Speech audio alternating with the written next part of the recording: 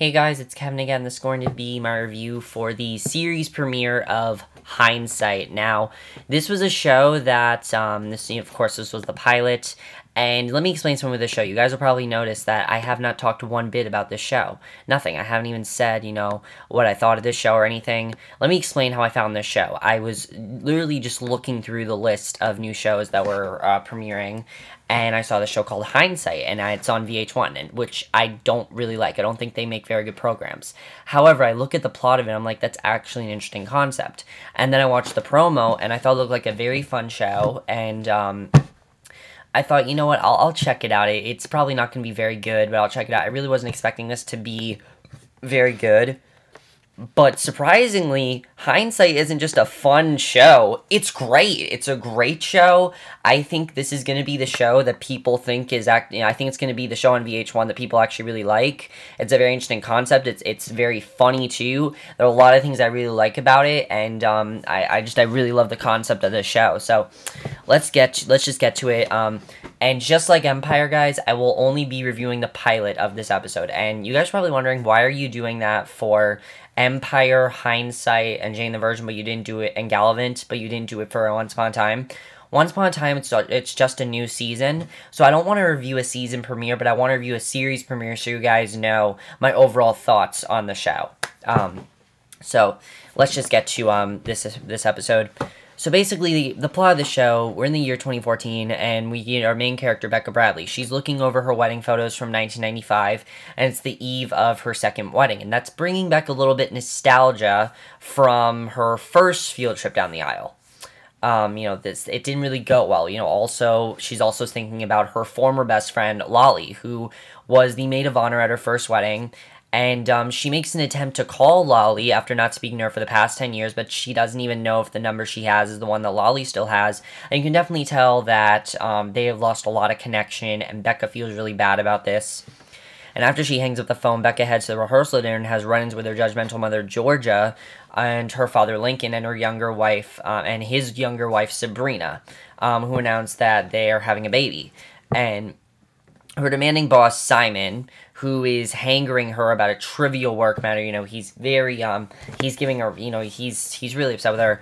And then her laid-back brother, Jamie, whose sojourn outside for a cigarette reminds her of the joy of smoking, which is a habit she gave up long ago. She also has her bitchy cousin, Phoebe, who is, it makes a very bitchy comment about this being Becca's second wedding, but the night belongs to Becca and her fiancé, Andy, and she really likes Andy, her relationship with Shawn really didn't go well. He turned out not to be a very nice guy, but Andy really made her feel the best she's ever been, and she really loves Andy.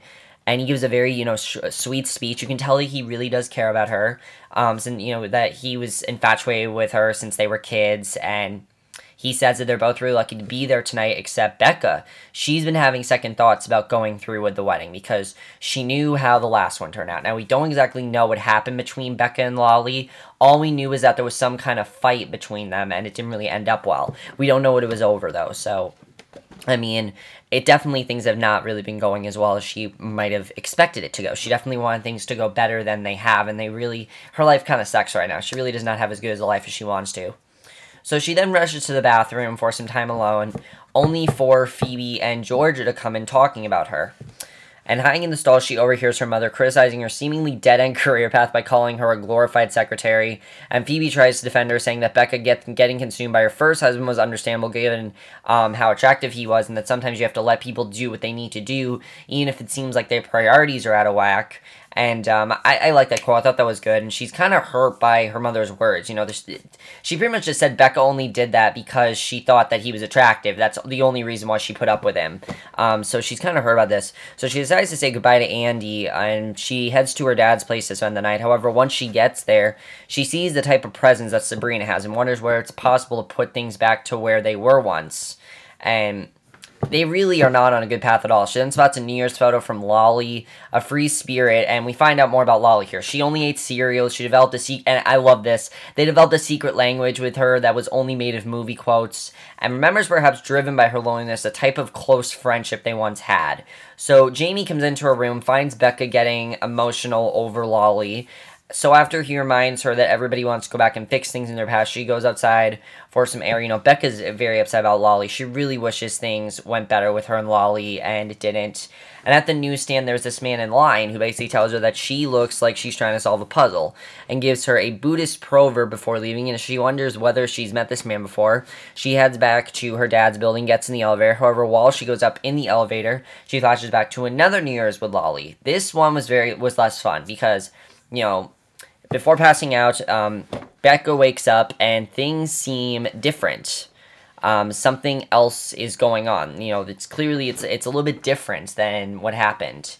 So she tries to wake Jamie up, but he brought a girl home and doesn't let her open his door. Her parents are pleasant with one another and exchange a kiss, even though they're divorced, which is not how it is now. You know, her parents literally despise each other. They're constantly yelling at each other. They want nothing to do with the other, and it's completely different. So Becca is just like, what the hell's going on here? Like, she has no idea what's going on. There are no pictures of Sabrina on the wall. You know, Phoebe offhandedly mentions that Becca's going to be the first one of them to get married. There are no pictures of Sabrina on the wall. And Jamie's room has videotapes and a Discman. And she confides in him about her feeling that she's having a very vivid dream that's 1995. And he confirms to her that it is indeed 1995. So basically, yeah, she's gotten a second chance at life. She got what she wanted. She's getting that second chance. So, but she's gone back to the day where she's about to marry Shawn. So she's kind of anxious, you know, she doesn't know what's going on, and she checks the photo album that carried her wedding photos, only to find a series of blank pages and a saved invitation to her wedding with Shawn.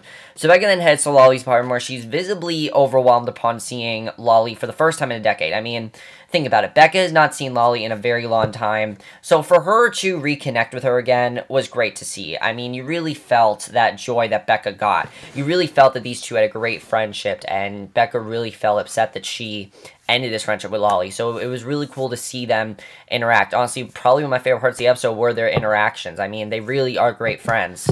Lolly takes Becca's altered demeanor as a sign of needing something to eat following a months-long wedding diet and crackling under the pressure from Georgie. Now, Becca, you know, she thinks that she's still hallucinating. She doesn't realize that she's in 1995 until Lolly pinches her.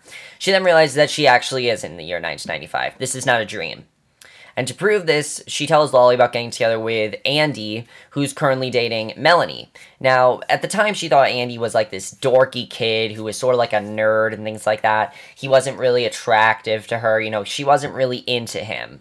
You know, and that happens a lot of times with people. So basically, that's how Lolly, you know, that's how she realizes that she's in 1995.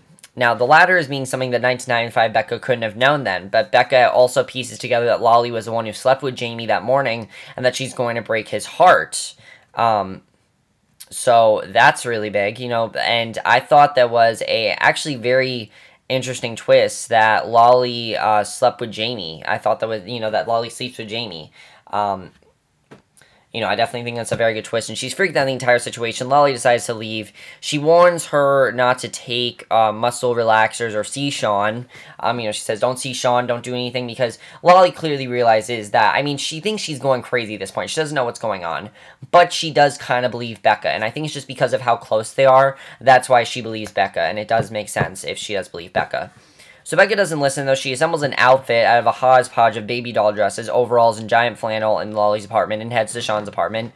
Even though he's unpredictable, malicious, insecure, resentful, and has a very bad temper, he was supposedly the best sex she has ever had. So she kind of is in this position where she doesn't know if she wants to, what she really wants to do with him yet, because she likes having sex with him, and it still seems like she's more about, you know, attractiveness than she is about how they actually feel about her.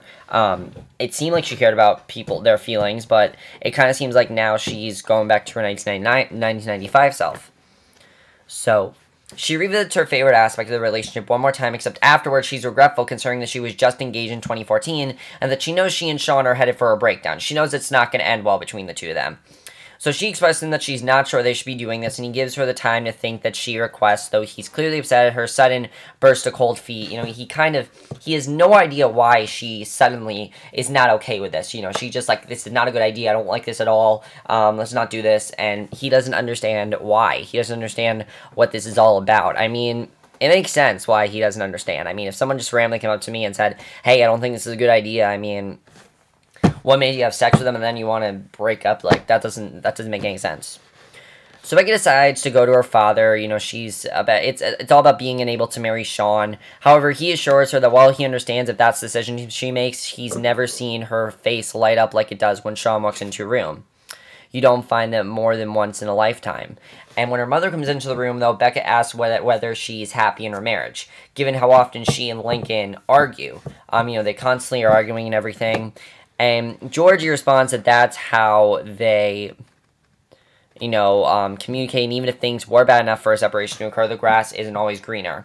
So, you know, maybe they could still be friends. Maybe they do have a bond. You know, she's basically telling her to try it out, and I think that's a good idea. But their conversation does get interrupted by Jamie, who's coming directly from a breakup with Lolly. He's just broken up with Lolly and everything, and he's upset that Becca stuck her nose in his business. But what Becca takes from the conversation is that Lolly believes her. If she didn't believe her, she wouldn't have broken up with him in the first place, because Becca told her to. She said to Lolly, you got to break up with him. It's not going to end well. She told him that. So I like seeing that, because I don't like you know, time travel things where it takes a while for them to realize that. I like that they just really got into it. The show is very fast paced and it actually works very well in the show. I like that it's fast paced. But basically, Becca finds Lolly in the neighborhood bar, and Lolly acknowledges that Becca, to her side, is not the same Becca that she talked to yesterday. She doesn't know what happened, but she believes her friend and decides to get the scoop about the future. So Becca divorces Shawn, and Jamie, you know, has multiple stints in rehab. People stop using, and she tells her what's going on. You know, Becca divorces Shawn. Jamie has multiple stints in rehab. People stop using AOL email. And Becca doesn't, and you know, we hear in her narration, the one thing she does not want to tell her about is this fight that happens, because it's years from now. There's going to be a bad fight between them. It's not going to end well. She decides not to tell her because she wants that second chance. She really wants to get that friendship back with Lolly. You can definitely tell they had a very tight friendship, and she doesn't want that to you know, she wants it to work out for them. She doesn't want it to end like it did before. So a guy at the bar talks to her about having a rough day and quotes the same proverb she heard at the newsstand, and it could be the same guy. Once she shakes hands with him, she realizes it's the same guy. It really is, although she doesn't mention their connection to him or fear of seeming crazy. So she's paged by Shawn. Yeah, they use pagers. It's the 90s. What do you expect? Becca meets him at a park bench and allows him to spill his heart to her. He says that she makes him want to be a better man, and that while she thinks they're destined to make the same mistakes, he knows that they're meant to be. Before he goes, he gives her a milkshake, and at this point I'm like, okay, is she actually going to go through with this? Is she not going to change things? So I don't know, I don't know how that's exactly gonna, you know, I didn't know what was gonna happen here. So Becca goes home to get ready, receives a piece of jewelry from her mother, who claims that this is the old, borrowed and blue part of her wedding. And even though Georgie wants her daughter's wedding to be perfect, Becca assures her that searching for perfection is the best way to miss out on the little things in life. Becca makes it to the chapel, and while she's walking down the aisle, she sees Andy and Melanie in one of the pews. Her mind remains conflicted as she makes it to Shawn, who she wonders if she'd be able to change, yet she makes a decision that she might not have made if not for this experience. And when her turn comes to say, I do, she flees the scene with Lolly in hand, and she decides not to get married to Shawn because she knows the impact that's going to have on her, and she wants to change things. So, and then she tells off her boss for being on Shawn. She says, I'm going to be the VP. There's nothing you can do about it. I thought that was awesome when she did that. And she wants to do things differently. There's no opportunity. She thinks everything's going to be okay. She takes Lolly to the bar. However, Shawn then arrives shortly afterward. And what I think this is trying to show is basically that the things that happened in Becca's life, some of that stuff is still going to happen. Like, her and Shawn are going to end up together, but it might have different outcomes, and I definitely feel that's what's going to happen here, is that there are going to be different outcomes. I honestly want to see some flashbacks in the show. I want to see what actually happened and see maybe Becca try to prevent that. I think it could be very interesting to see. Now, let me talk about what works so well in the show. I didn't have a lot of hope for the show, because a lot of these time travel shows feel very, very old. They don't really work half the time. They're very silly and stupid. But I gotta say, this one worked really, really well. And I think it's because of the way they portrayed this show. First of all, it's very, very funny at points. There are some lines that had me laughing. And also the acting in the show. Honestly, the best part of the show really is the acting. If the acting would not have been as good as it was, then I don't think the show would have been very good. Laura Ramsey as Becca is fantastic. I think her character is great. I really like her character. we all can really relate to her. I mean, we all have those moments that you don't want to remember, you want to change. And Becca has, you know, if you had an opportunity to change them, this show gives you that question of if you had the opportunity to change them, what would you change? And it definitely seems like she's going to try to change a lot of things. And I also really like her narration. She had me laughing a lot. Her character was just very, very good in my opinion. Definitely really enjoyed it. And I thought her character overall was really good. I'm interested to see what else she's going to change. And I think definitely she is a very good actress. I haven't really seen any of the actors or actresses in the show, but they're all really good. Sarah Goldberg as Lolly. I love her character. The friendship between her and Becca is great. It's probably the best part of the show. Now, there is that question still of what is going to happen to Becca. Is she ever going to get out of 1995? Now, some people have said this. I'm going to agree. I think that the thing that Becca needs to do is mend her friendship with Lolly and make sure that fight does not happen. And I honestly feel it's going to be a season finale, is that the fight with Lolly does not happen, and they end up still being friends. And I feel that only the first season is going to focus on her in 1995. The second season is going to be the altered past, kind of like Back to the Future, if you will. That's kind of what the show reminded me of. It very much reminded me of a Back to the Future. It really did. But any show will do that. Any show is that. But I think this show works really well because of that. Craig Horner is Shawn. I'm very interested in seeing what's going on with Becca and Shawn. You know, if they're going to stay together, if it's not going to work out between them, if maybe they do have something, if they don't have something. It's going to be interesting to see what happens there, what she decides to do initially. You know, does she like Shawn or does she like Andy? We'll have to see what happens there. John Patrick Amadori as Jamie is also really good. I thought his character was really good. And I think that's really all the character. I also really like her mother, Georgie. Georgie's a great character. She's fantastic. I really love her character. I like seeing, you know, her parents. I do definitely like her parents in this show. They're very good characters, and I think they are also very, very good. Now, the directing in the show is also fantastic. I think they have portrayed the show really perfectly. If they would portray this as a serious show, it would not work. I like that they are having a lot of fun with this show. It is a very fun show. It does have some dramatic moments, but I definitely see the show getting more dramatic in the future. For right now, it's a very fun show, and I think it actually is benefiting the show a lot, because if the show would have been serious, I probably would not be able to take the show very seriously. That's really my only thing. I probably would not be able to take the show very seriously at all. Cinematography is great. Also, the tone of this show, it really does feel like you're in the 90s. My only complaint is I would have wanted a few more 90s references. I do want to see some more 90s references in there. I want to see more references to things. VH1 showed so many 90s references on their Twitter, and I really hope all those 90s references they showed are in the show. I love the 90s music. There's some great... I love the whole joke with Patrick Dempsey. I think that's great. I definitely want to see, though, as I said, more flashbacks. I want to see what actually happened between Becca and Lolly. What made them lose that friendship. That's going to be interesting to see what happened there. And the show really does have a lot of very deeper meanings. The deeper meaning of the show really is that if you had the opportunity to change something, would you change it? It really is that meaning, and I think it's a very interesting meaning. I'm definitely interested in seeing where the show is going to go. I'm really liking the show so far. There's 9 episodes left, so I will review the other 9 episodes when this season ends, and I'll review 2 then. But I'm actually really looking forward to the show. I'm surprised by how much I really enjoyed it. It's not as big a surprise as Empire, because I thought this show was going to be at least fun. I did not expect it to be great. I really didn't. This show is great. I love it. I think it's fantastic, and I can't wait for a second episode. I really can't. And that's it for this video. Hope you guys enjoyed it. Let me know what you guys think of the show. I'll see you guys in my next video, which will be my review for the season premiere, because I don't know, maybe I'll review the season premiere of Archer. I don't know. We'll see. I'm probably not going to do that. I'm reviewing the season, though. No, my next video will be for something I'm really looking forward to, the season premiere of the final season of Glee. That's going to be my next review, and I will see you guys for that. And I'm trying to stay optimistic for it. I really hope it's a great season. But please check out the show. Honestly, I really do recommend the show. It definitely is going to be very underrated, and I definitely recommend you guys check out the show, because I really do enjoy it. And I'll see you guys in my next video. Okay, bye.